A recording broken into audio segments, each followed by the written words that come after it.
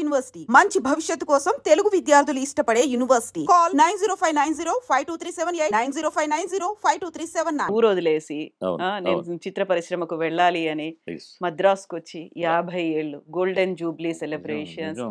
Congratulations. మీ నోటితో వింటున్నాను. నాకు నేను లెక్కలు పెట్టుకోలేదు కానీ అంతే కదా, 75 లో వచ్చారు, ఇప్పుడు 2025 లో ఉన్నాం మనం. ఇంత ట్రావెలింగ్ ఇంకా 50 సినిమాలోనే ఉన్నా, ఇంకా ఉన్నారు మీరు, చెన్నైలోనే ఉన్నారు మీరు చెన్నైలో ఉన్నా. 50 ఏళ్ళు. నిజంగా thanks to God, thanks to మా బాబా, మా అమ్మ నాన్న, నా భార్య, నా పిల్లలు. ఈరోజు మీ దగ్గర ఇది వినడం నాకు ఒకలా చూకింగ్లో ఉంది. కరెక్ట్ గా ఇప్పుడు గోల్డెన్ జూబ్లీ సెలబ్రేషన్స్ మీరు చేసుకోవాలి. ఈ ఇంటర్వ్యూ తర్వాత ఒక దమ్ము super super super super. I like this. Interview తర్వాత నేను నేను అంతే కదా, ఒక దీనికి 50. నా ఫ్యామిలీ అండి, నా వైఫ్ కారణం. కష్ట సుఖాల్లో తను నాకు బాగా తోడుగా ఉంది, ఇప్పటికీ ఉంది. I should say my sisters, నాకు 2 అక్కలు చెల్లెళ్ళు, వాళ్ళు కూడా నాకు అన్ని విధాలుగా. ఆ తర్వాత నాకు వచ్చిన బంధువర్గం, మా అల్లుళ్ళు, అక్కలల్లుళ్ళు, వాళ్ళు వీళ్ళు అందరూ నన్ను ప్రేమిస్తారు. మా అక్క పిల్లలు అమెరికాలో చాలామంది ఉన్నారు. అందరికీ మామ, చిన్నాన్న, పెదనాన్న అలా ఉండాలి నా ఫ్యాన్స్ వాళ్ళు. ఇప్పుడు నేను ఇది చూశారనుకోండి, ఫస్ట్ నాకు చేసేది ఏంటంటే 3rd జనరేషన్ నాకు చేస్తారు. ఓకే, మీ ఇది చూస్తే పెదనాన్న సూపర్గా ఉంది, లేకపోతే చిన్నాన్న సూపర్గా ఉంది, మామయ్య ఆ స్టైల్ చాలా బాగుంది. చాలా బాగుంది, మీరు ఇలాగే ఉండండి, మీరు ఇలాగే తిరగండి అని అది ఎంతో ఎంకరేజింగ్ ఉంటుంది. ఓకే, గుర్తు చేశారండి, థ్యాంక్ యూ వెరీ మచ్. ఇప్పుడు మీ ఫ్యామిలీ గురించి మాట్లాడుకున్నప్పుడు ఫిల్మ్ ఇండస్ట్రీ అనేది ఒక ఎక్స్టెండెడ్ ఫ్యామిలీ లాగా ఈ 50 ఏళ్లలో. ఇక్కడ కూడా బోల్డ్ ఎంతమంది ఫ్రెండ్స్, మీరు మామ అని పిలుస్తారా, బాబాయ్ అని పిలుస్తారా, అన్న, తంబి ఏమంటారో, వీళ్ళందరూ కూడా ఒక ఎక్స్టెండెడ్ ఫ్యామిలీ కదా. ఈ 50 ఏళ్లలో మనసుకి బాగా నచ్చిన వాళ్ళు ఉంటారు. ఇలాంటి వాళ్ళతో అసలు ఇంకా మాట్లాడద్దు, జన్మలో వీళ్ళతో యాక్ట్ చెయ్యొద్దు, ఒక భయంకరమైనటువంటి కొన్ని నిజాలు ఉంటాయి, కఠినమైనటువంటి ఒక ఇన్సిడెంట్స్ అనేవి కూడా జరిగి ఉంటాయి. ఈ 50 ఏళ్లను రికలెక్ట్ చేసుకుంటే అలాంటివి ఎన్ని ఉన్నాయి? ప్రతిరోజు ఒక ఎక్స్పీరియన్స్. Everyday experience. ఎందుకంటే నేను ఎంటర్ అయినప్పుడు తమిళ ఫీల్డ్లో అందరు సీనియర్స్ అండి. నేను హీరోగా ఉంటాను, మిగతా నా చుట్టూ క్యారెక్టర్స్ ఇప్పుడు ఒక ఎస్వి రంగారావు, అప్పుడు అట్లా మేజర్ సుందరరాజన్ ఒక ఉండేవారు, వికే రామస్వామి ఉండేవారు, రంగవేలు ఉండేవారు, సునీల రాజన్, ఎవరు నాగేష్, వీళ్ళందరూ ఎవరు వాళ్ళు ఎంజిఆర్ శివాజీతో యాక్ట్ చేసి ఆ కాలఘట్టంలో వాళ్ళకంటే సీనియర్స్. వాళ్ళతో నేను ఒక్కడే, నాకు అసలు లాంగ్వేజ్ రాదు, అరకొర తమిళ్. నేను ఒక సినిమా యాక్ట్ చేస్తుంటే నాతో వికే రామస్వామి అని, ఆయన చాలా పెద్ద యాక్టర్ అండి, మన రంగారావు గారితో గుమ్మడి గారితో పోల్చుకునే ఒక యాక్టర్లో. కొంచెం ఎక్కడో భయం ఉంటుందిగా వాళ్ళతో, వాళ్ళు రావడమే వాళ్ళు అలా పులుల్లా వస్తారు, ఆ లాంగ్వేజ్ అవి. సో డైరెక్టరు వచ్చాడు, పరిచయం. అంతకుముందు ఒక సినిమా చేస్తున్నా తమిళ్లో, చూశాను తమిళ సినిమా అని అన్నాడు. నేను నమస్కారం చేశాను, కూర్చున్నాను, డైలాగ్ చెప్తున్నాం. ఆయన గబక్కని వాడు అసిస్టెంట్ని పిలిచి, సార్కి సిగరెట్ కూడా అన్నాడు. 355 సిగరెట్ ఆయన కాలుస్తున్నారు. అప్పుడు అందరూ 355 అండి. నేను బెదిరిపోయాను, వద్దు సార్ ఏదో తమిళ్లో చెప్పారు. తాగకపోయేవాళ్ళు అప్పటికి అలవాటు అలా ఉంది ఏదో 1 6 అని అప్పుడే నేర్చుకున్నాం. ఆ స్టైల్ కోసం నేర్చుకునేది, అది అలవాటు అయిపోద్ది.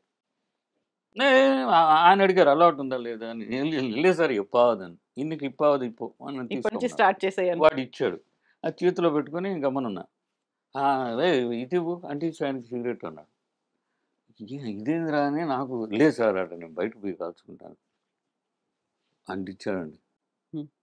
ఇప్పుడు సొల్లు అంటే ఏదో అసిస్టెంట్ డైరెక్టర్ నువ్వు చెప్పరా అన్నాడు. ఆయన ఏదో డైలాగ్ చెప్తున్నాడు, నేను ఫ్రీగా కంఫర్టరీ. ఆయన తర్వాత చెప్పాడండి ఎందుకు నాకు సిగరెట్ ఇచ్చాడు తెలుసా, ఆయన నేను ఒకటైపోవాలంట, నాలో భయం పోవాలి, ఫ్రెండ్స్ అవ్వాలి. ఎంత బాగుందండి, బాగుందా లేదా? అవును. నా తండ్రి వయసు ఆయన వస్తే మొత్తం లేస్తారు యూనిట్లో. ఆయన ఎంత ఒక నటుడిని తీసుకురావడానికి ఆ వాతావరణం ఈరోజు ఉందా చెప్పండి మీరు? మీకు సినిమాలు తెలుసు. సో అలాంటి సినిమా చూశాను నేను. అలాంటి చాలామంది వ్యక్తులతో చూసా. ఒక సినిమా నేను తమిళ్‌లో నేను 'పడికాదనం' ఒకటి చేశానండి. హ్మ్. అది పెద్ద హిట్. సూపర్ హిట్ అది. సూపర్ హిట్ అది. మన 'శివాజీ గణేషన్' గారు, 'రజనీకాంత్' నేను ముగ్గురు బ్రదర్సు. నా క్యారెక్టర్ ఈరోజు నన్ను 'పడికాదనం నువ్వు' అని పిలుస్తారిక్కడ. హ్మ్. హ్మ్. అది అలా నిలిచిపోయింది. కెరియర్‌లో ఒక్కొక్కరికి మన 'చిరంజీవికి' 'జగదేక వీరుడు అతిలోక సుందరి' మనం ఎన్ని సార్లైనా చూస్తాం. హ్మ్. నేను హ్మ్. ఇప్పుడొచ్చినా చూస్తా. హ్మ్. ఎన్నో చేశారు గొప్ప సినిమాలు చిరంజీవి. సో, ఆ సినిమా అయిపోయింది. ఏదో ఒక సినిమాకి నన్నడిగారు. హ్మ్. అడిగిన తర్వాత అందులో ఇంకొక హీరో ఉన్నాడు. ఓకే. ఒప్పుకున్నాను. ఊటీలో షూటింగ్. ఎక్కడ స్టే చేస్తాం? నేను అవన్నీ కనుక్కుంటానండి. ఆటిల్లో చాలా క్లియర్‌గా ఉంటా. హ్మ్. డబ్బులు తర్వాత. ఏదో చెప్పారు ఇక్కడ, ఇక్కడ అని. ఊటీలో అప్పట్లో ఏంటంటే ఫెర్నెస్ ప్యాలెస్ ఉండేది. అదే హీరోస్‌కి బావుంటుందది. హ్మ్. రిచ్‌గా, కాస్ట్‌లీ. అక్కడే సార్ రూమ్‌లు అన్నారు. గుడ్. అప్పుడు సెల్ ఫోన్‌లు అన్నీ లేవు. హ్మ్. ఇంట్లో ట్రైన్ ఎక్కితే అక్కడికెళ్ళి మనం ఫోన్ చేసి చెప్తాం. ఎక్కారా? భోంచేశారా? హ్మ్. ఎక్కడున్నారు? అవన్నీ కథలు లేవు. అవన్నీ అవన్నీ ఉండవు. లేవు హ్మ్. ఇప్పుడులాగా. సో, నేను, మేకప్ మ్యాను అందరం వెళ్ళి ట్రైన్‌లో ఎక్కడో దిగాం. మేట్టుపాళెం అంటాం. అక్కడి నుంచి ఊటీకి కారు వచ్చిందండి. వెళ్తే నా కారు ఆ హోటల్‌కెళ్ళలా. హ్మ్. వేరే హోటల్ దగ్గర ఆగింది. హ్మ్. అక్కడే వెంకటేశ్వర రెడ్డి బైక్‌లేసాడు. సరే లోపలికి వెళ్ళాను. కౌంటరు. ఆహ్, నేను అడిగిన ఆ హీరో పేరు చెప్పి, నాతో కూడా యాక్ట్ చేస్తున్న హీరో. ఆయన ఇక్కడ ఉన్నారా? చూడండి ఎంత క్రిమినల్ మైండో. హ్మ్. తప్పేముందండి. నా అవును. గురించి నేను వాడుకుంటున్నాను. అవును. ఇతరులను జడపడానికి కాదు.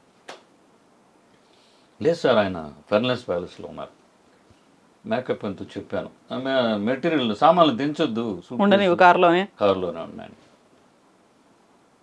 ఇప్పుడు నేను కోయంబత్తూర్ వెళ్ళాలి. అది కంపెనీ బండి. నన్ను పికప్ చేసుకుంది కంపెనీ బండి. నేను ఇప్పుడు నాకు కోయంబత్తూర్ వెళ్ళాలి. బండి ఏదైనా అరేంజ్ చేయగలరా అన్న. వాళ్ళకే ఉంది మేనేజర్ కౌంటర్‌లో. నో ప్రాబ్లమ్ సార్ అరేంజ్ చేస్తా అన్నాడు. సరే వాడు మేనేజరు సామాన్లు దించమన్నాను. క్యాష్ వాడికి తెలియదుగా. వాడి పాటికి వాడు లొకేషన్‌కి వెళ్ళిపోతారు. కాసేపట్లో బండి అరేంజ్ చేశారు. నేను కోయంబత్తూర్ వచ్చాను. కోయంబత్తూర్లో నాకు తెలిసిన ఫ్రెండ్ ఎవరో ఉన్నాడు. ఆయన పట్టుకొని అప్పుడు ఫ్లైట్ లేదు. ఏదో పగలు ట్రైనో ఏదో అనుకుంటా కోయంబత్తూర్ నుంచి. వేసుకొని నైట్‌కి ఇంటికి వచ్చాను హ్మ్. చెన్నైకి. చెన్నైకి. నా వైఫ్ ఏంటి ఇప్పుడు పోయారు ఇప్పుడే వచ్చారు. నిన్న నైట్ పోయాను మరుసటి రోజు ఏం చెప్పలా. అండ్ వీళ్ళు తెల్లారుతున్న 100 ఫోన్లు అక్కడి నుంచి. హ్మ్. ఆయన వచ్చారు ఇంట్లో ఉన్నారు నిద్రపోతున్నారు తలుపు తీయలేదు. నేను చెప్పేశా పొద్దున్న లేపొద్దు నేను లేచినప్పుడు ఏదైనా మాట్లాడుకుంటాను. తర్వాత ఎప్పుడో లేచిన తర్వాత ఫోన్లు వస్తే ఫోన్ తీశాను. సార్ విన్నా సార్. ఏం సార్ వెళ్ళిపోయారు సార్ ఎందుకు సార్? ఏం లేదు మీ మనిషిని పంపించండి నాకు ఇచ్చిన అడ్వాన్స్ తిరిగి పంపించేస్తాను. ఎందుకు సార్ వద్దా ఇంక చెప్పకపోతే వదలరుగా. నేను అడిగిన రోజు మీరు వచ్చిన రోజు నేను అడిగిన క్లారిటీలు ఇవి మీరు చెప్పింది ఇది మీరు చేసింది ఇది. నేను ఆ అవమానంతో కృషించిపోతే అక్కడ యాక్ట్ చేయలేను. హ్మ్. దానికంటే నేను వెళ్ళిపోవడం బెస్ట్. లేదు సార్ మీరు ఇప్పుడు రండి సార్ అదే రూమ్ రండి సార్ హ్మ్. హ్మ్. వద్దిగా వెళ్ళలేదండి. అప్పుడు డిసైడ్ అయిపోయాను ఈ సినిమాలో తీసుకునే డబ్బుకే వాల్యూ. నేను అప్పట్లో ఏదో నాకు 25,000 ఉంటుంది అనుకుందాం. నాకంటే ఇంకొకటి ₹1,00,000 తీసుకున్న హీరో ఉంటాడు. అంటే ఇక్కడ ఏంటంటే మీ రెమ్యునేషన్‌కే వాల్యూ, మీ మార్కెట్‌కే వాల్యూ మనిషికి లేదు. అందువల్ల సినిమా వాడనేవాడు నాకెవడు అందరూ ఫ్రెండ్సే. హ్మ్. నేను ఎవరిని నెత్తిన పెట్టుకోను. వాడి టైం వాడికి కలిసి వస్తే ఓకే. వాడికి కలిసి రాలేదా పాపం అంతే. హ్మ్. సో, ఇప్పుడు వాల్యూ అనుకున్నాం. అదంతా బేస్డ్ ఆన్ మార్కెటింగే కదా! ఇప్పుడు ఇంత డబ్బు పెడుతున్నాము ఈ హీరో మీదనో, లేకుంటే ఈ డైరెక్టర్ మీదనో ఇంత పెడుతున్నాము అంటే, దానికి ఇంకొక పదింతలు రెట్టింపు మళ్ళీ మనకు వస్తుంది. రెవెన్యూ వస్తుంది. గుడ్. కలెక్షన్స్ అనేవి ఉంటాయి.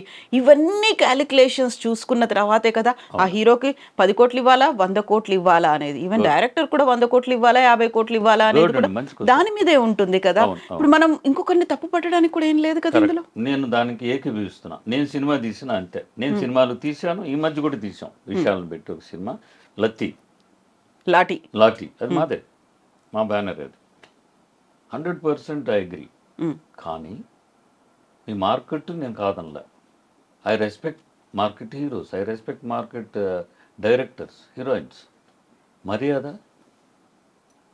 నన్ను పిలుస్తారు, నేను ఒక ఆర్టిస్ట్ని పిలిచా మా సినిమాకి. నేను కొంత ఆర్టిస్ట్ నేను మాడతా, నా ఏజ్ గ్రూప్ వాళ్ళు, నాకు ఉన్నోళ్ళు, బ్రదర్ ఒక 2 రోజులు వేషం నువ్వు చేసి పెడితే బాగుంటుంది, నువ్వు ఏం నాకు ఉన్న ర్యాప్ని బట్టి నువ్వేం తీసుకుంటావో మేము మేనేజర్నో ఏమన్నా చెప్పి నీకు పోయి రేట్ చెప్పేది ఏముంది, ఏదో ఒకటి ఇవ్వని వాళ్ళు ఉంటారు, ఇంత అని చెప్పేవాళ్ళు ఉంటారు. కానీ ఆయన పొద్దునే పిలుస్తాం, 7ంటికి వచ్చేయండి అంటాం, సాయంకాలం 6 వరకు ఆయనకి షార్ట్ తీరు కూర్చోబెడతారు. వినండి, ఇప్పుడు ఈ కూర్చోబెట్టండి తప్పలేదు, ఎందుకంటే నేను డైలీ బేసిస్ మాట్లాడా, ఇక్కడ కూడా క్లారిటీ ఇచ్చేస్తాం మీకు. నీకు డైలీ 15,000 అమ్మా కవిత, నీకు ఇష్టం ఉంటే రామ్మా అని అడిగా మీరు వచ్చారు, మేకప్ వేసుకొని క్యారవాన్లోనో చెట్టు కిందనో కూర్చున్నాం. సాయంకాలం 6 వరకు మేము టచ్అప్ చేసుకుంటారు, ఏదో తింటారు, మళ్ళీ టచ్అప్ చేసుకుంటారు, పిలుస్తారు. సాయంకాలం 6ంటికి ఇంకా 5 నిమిషాలు ప్యాకప్ ఉన్నప్పుడు రెడీ రెడీ రెడీ, సరే అది కూడా పర్లేదు, ఒక్క నిమిషం ఏమైనా చెప్పులు వేసుకొని వస్తాను, లేకపోతే అంత టైం కూడా ఇవ్వరు, ఏది మనకే. పైగా మధ్యలో ఎవడో ఒకడు పాత అసిస్టెంట్ డైరెక్టర్ లేకపోతే అడుగుంటారు, మీరు పొద్దున వచ్చి కూర్చున్నారు రా, ఒక షాట్ కూడా తీయలేదు, ఏందిరా అసలు విషయం, ఏందిరా ఉందా లేదా, మన చెవుల్లో వినపడేటట్టు అంటారండి. డబ్బులు తీసుకోవాలా, కూర్చో, మనం ఎంత చావు దెబ్బండి, మనుషులమే కదా మనం. మీ వ్యాపారాన్ని మేమేమి చెడగొట్టలా, నాకు ఇష్టమైన డబ్బులు మీరు ఇచ్చారు, మీరు ఇవ్వగలిగే డబ్బులు నేను తీసుకొని నేను వచ్చాను. మానవత్వం లేదా, మర్యాద లేదా?